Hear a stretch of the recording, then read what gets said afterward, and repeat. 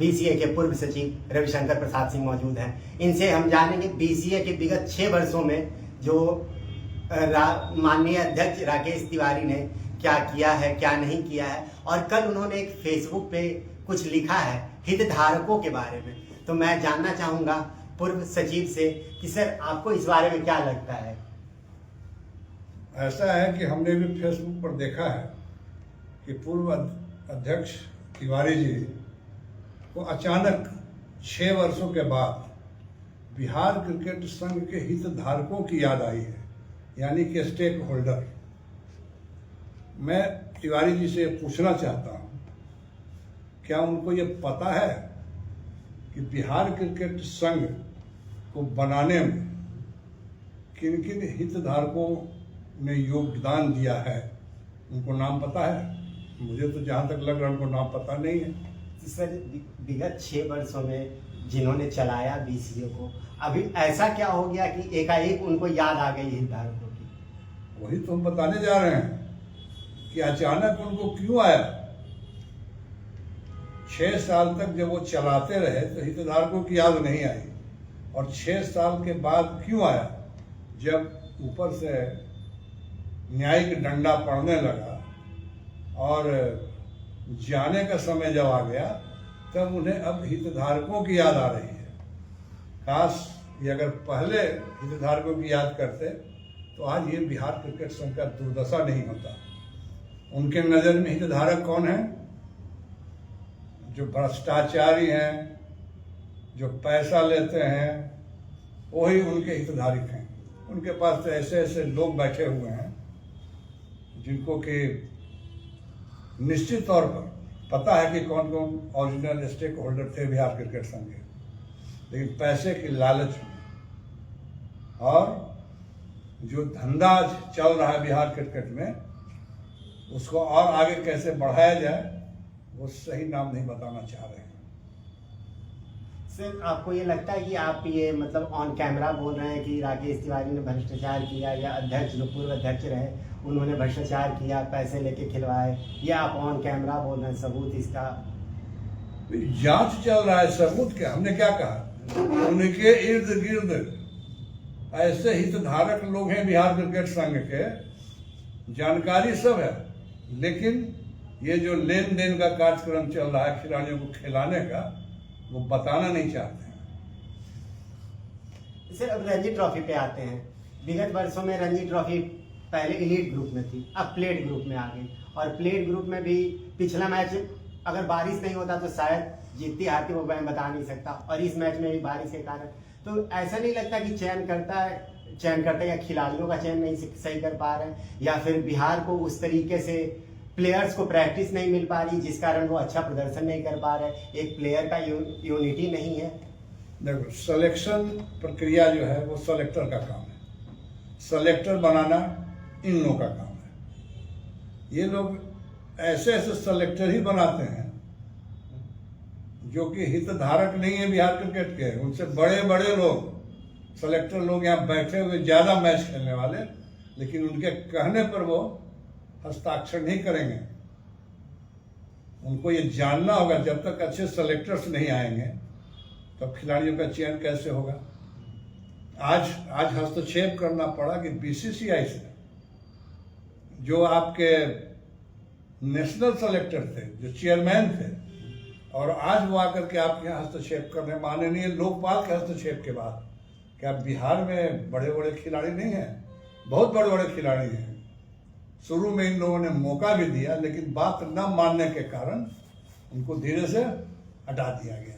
अब रहा परफॉर्मेंस की बात, तो परफॉर्मेंस क्या होगा? वो कहते हैं कि सारे हितधारक बोल के आए मिले, अभी तक 6 साल में पूरे बिहार क्रिकेट में बहुत इंफ्रास्ट्रक्चर, बहुत डेवलपमेंट हुआ जो हितधारकों को नजर नहीं आ रहा है।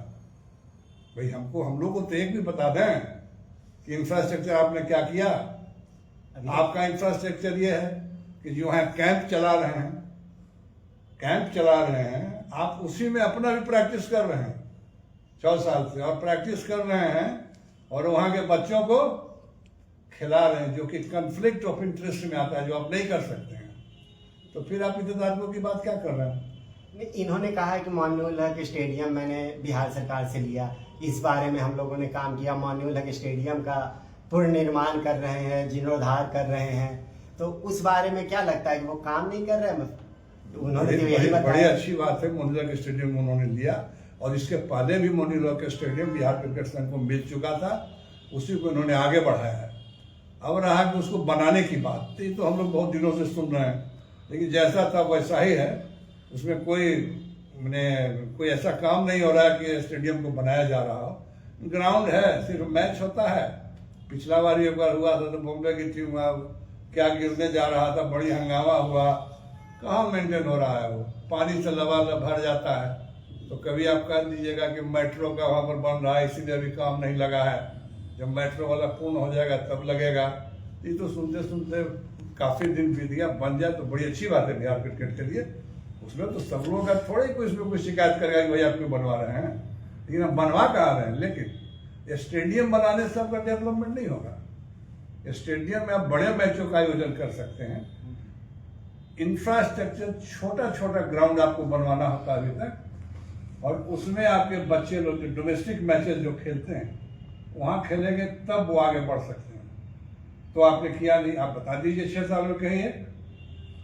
आप तो हमेशा वहीं जाते हैं जहां पर कैंप चल रहा है। अब कैंप जब चलेगा तो आप तो ब्लैकमेल होइएगा, मजबूरी है आपकी।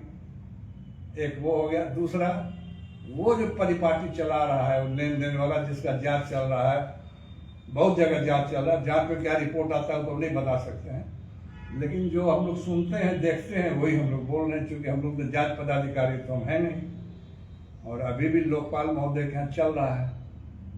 अब आप हितधारकों की बात करते हैं, हितधारकों की बात करते हैं। आपके कमेटी ऑफ मैनेजमेंट में पहले आप लोग थे, उसके बाद आपका बेटा है ना, बेटा है आपका। मैं उसी को शिकायत नहीं कर रहा हूँ, बेटा है। आपने क्या काम किया पूरा बिहार क्रिकेट देख रहा है, और आपका बेटा क्या करेगा वो भी हम लोग देखेंगे। अभी तक तो हम लोग ठीक से देखे ही नहीं है। सर, एक मार्मिक जो उन्होंने पोस्ट किया था अपने फेसबुक पे, बहुत मार्मिक पोस्ट था। उसमें लिखा था उन्होंने कि वो चाहते हैं कि हितधारक आएं, बात करें, बैठे, समझे। ऐसा भी हो सकता है कि राकेश तिवारी जी बिहार क्रिकेट को बदलना चाहता हूं और बदलाव की एक दिशा और दशा देना चाहते हूं, ऐसा भी तो हो सकता है। हमने कहा ना, 6 साल के बाद हितधारकों की याद आई उनकी। क्या 6 साल पहले नहीं आया था? 6 साल तक तो उन्होंने राज किया, अच्छे अच्छे लोगों को ला करके कमेटी में। कमेटी पद कुर्सी कोई बड़ी चीज नहीं है, वो आते जाते रहता है। उसके बाद 6 वर्ष के बाद फिर उनका अचानक उसमें भी हितधारक याद नहीं आया। अब याद आ रहा है कि अब बुलाया जाए उनको। क्यों? इसलिए कि जब अपने ऊपर संकट आता है ना तो सब लोग को बहुत कुछ याद आने लगता है। तो अब तो जो होगा, लोकपाल महोदय जो निर्णय लेंगे वही होगा। हितधारक अब जरूरत क्या है? इनके हितधारकों की बड़ी लंबी सूची है। हर जिला में एडहॉक कमेटी बना के एकदम हितधारक लोग को भर दिए हैं। जो ओरिजिनल लोग थे हितधारक, तो उन्होंने लड़ाई लड़ा, खून पसीना तन मन धन सबसे। आज वो लोग कहाँ है? सब लोग इन्होंने हाशिए पर भेज दिया। आज हितधारक की याद आ रही है, तो बड़ा हास्यास्पद स्थिति हो गई है। सर, देखा जाए रणजी ट्रॉफी का जो ट्रायल हुआ था उसमें 54 लड़कों को बाजाप्ते बीसीए ने बुलाया था। कहीं ना कहीं ये दर्शाता है कि वो कुछ अलग और कुछ अच्छा करने की कोशिश कर रहे हैं। आपकी क्या राय है? पूरे हिंदुस्तान में कहीं भी 54 लड़कों को नहीं बुलाया जाता है।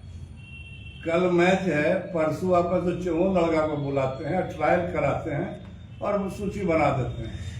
क्या खेलेंगे लड़के? आज प्लेट में खेल रहे हैं ना, तो सभी मुर्गी पर तो छोड़ रहा है, और जैसे ही एलिट में जाएगा सब फिर खुश हो जाता है। तो भाई आप उसको प्रॉपर प्रैक्टिस नहीं दे रहे हैं। प्रैक्टिस कहाँ दीजिएगा? तो मैदान ही नहीं है, ग्राउंड नहीं है आपके पास। आप हितधारकों की बात करते हैं, बहुत सारे हितधारक आपके साथ मिले, लोगों ने प्रपोजल दिया, दिखाया, लेकिन आपने अमल किया नहीं किसी पर। सर, सोशल मीडिया के बारे से हमें ज्ञात चला, हमें पता चला कि जो सेलेक्टर्स आए हैं बाहर से उनके साथ कुछ घटना घटित हुआ। आखिर क्या घटित हुआ है और क्यों? क्या घटना घटी है तो हम नहीं जानते हैं, लेकिन अगर कोई घटना घटी है तो दुर्भाग्यपूर्ण है, क्योंकि वो लोग इंडियन सेलेक्टर थे, उनका मान सम्मान होना चाहिए। ये मौका क्यों दिया जा रहा है? क्या बिहार क्रिकेट संघ के पास ऐसे सेलेक्टर्स नहीं है, एक से एक सेलेक्टर्स है। पहले भी आपने सेलेक्ट कराया, हम लोगों ने भी कराया। हम लोगों ने तो बाहर से नहीं बुलाया।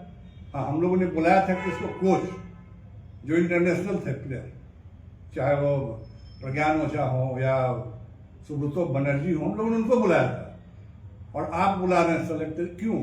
इसलिए बुला रहे हैं कि इतना ज़्यादा भ्रष्टाचार हो गया, इतना ज़्यादा केस मुकदमा हो गया, खिलाड़ियों का हित लोग मारने लगा। यहाँ जब पैसे का लेन देन शुरू हो जाएगा तो क्रिकेट खत्म। वही चीज़ हो रहा है यहाँ पर।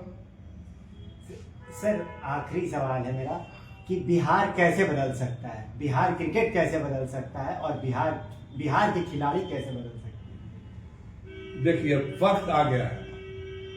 जितने ओरिजिनल स्टेक होल्डर हैं, जिन्होंने बिहार क्रिकेट संघ को बनाया, 2001 से लेकर के एक लंबी लड़ाई 2018 तक लड़ी गई, उन लोगों ने बनाया। ये जितने नए लोग हैं जो आज हितधारकों की बात कर रहे हैं, इनके हर जिला में जो हितधारक हैं वो 18-19 साल कहीं नहीं थे। और जब तक वैसे लोग रहेंगे तो बिहार क्रिकेट का विकास नहीं हो सकता है।